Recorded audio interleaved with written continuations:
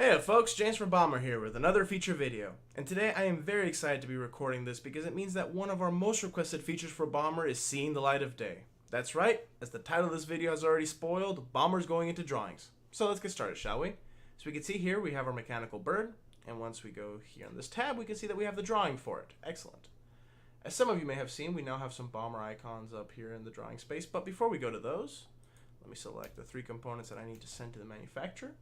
I hit the export table image button. What is happening now is that it's grabbing those components and importing the Bomber data into the export table image dialog. So as we can see here, I can have properties to export. Say if I want to add part number to this. And here I have control over the table. If I want to reload the data, reset the form, select new components. I can expand and contract the columns. Say I want item number to be smaller, but part name needs to be a little bit more legible. Excellent. So here I also have control over the font size, the row width, the line width, all that good stuff.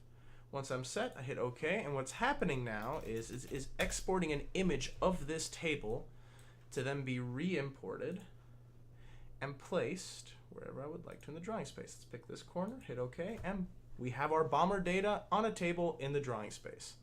This is a little illegible, so what we're going to do is click this, expand. As you can see here, we get the preview box. No, that's a little bit too much. And set. And now you can have all of your Bomber data in the drawing space ready to be sent to the manufacturer.